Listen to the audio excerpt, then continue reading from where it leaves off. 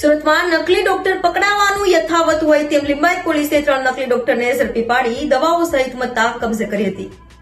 સુરતમાં ફરી નકલી ડોક્ટરોને પોલીસે ઝડપી પાડ્યા છે. લિંબાયત ખાતે નકલી ડોક્ટરો ક્લિનિક ચલાવતા હોવાની માહિતી લિંબાયત પોલીસને મળતા લિંબાયત પોલીસે 3 નકલી ડોક્ટરો જેમાં મૂળ યુપીનો અને હાલ લિંબાયત અષ્ટવિનાયક સોસાયટીમાં રહેતા ધર્મરાજ બૈજનાથ યાદવ, લિંબાયત સંજયનગર ખાતે રહેતા રાજેશ રામકિશોર યાદવ અને આસામનો અને હાલ પુના જલારામનગર સોસાયટી વિભાગ 1માં રહેતા દીના આદિત્ય કલિતાને ઝડપી પડ્યા હતા અને તેઓ પાસેથી દવા સહિતનો સામાન કબજે કર્યો હતો.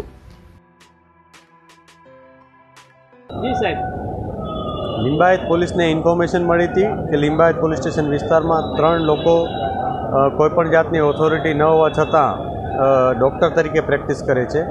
પોલીસે આરોગ્ય વિભાગની ટીમને સાથે રાખી અને રેડ કરી હતી કે જેમાં 3 ડૉક્ટરો પકડાયા હતા.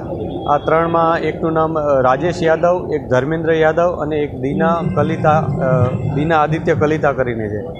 આ ત્રણેયની ધરપકડ પોલીસે કરી છે. ત્રણેય પાસેથી એલોપેથિક દવાઓ, ઇન્જેક્શન્સ વગેરે મળ્યું છે. એમાં 1,12,000નો મુદ્દામાલ પોલીસે રિકવર કર્યો છે. આ લોકો પાસે કોઈપણ જાતની ડિગ્રી ન હતી. એક જે લેડી વ્યક્તિ છે એમાં એણે પોતે પણ નર્સિંગનો કોર્સ કર્યા હોવાનું જણાવ્યું છે અમને. એ પણ અમે તપાસ કરી રહ્યા છીએ કેટલો સમય એણે નર્સિંગ તરીકે પ્રેક્ટિસ કરી છે.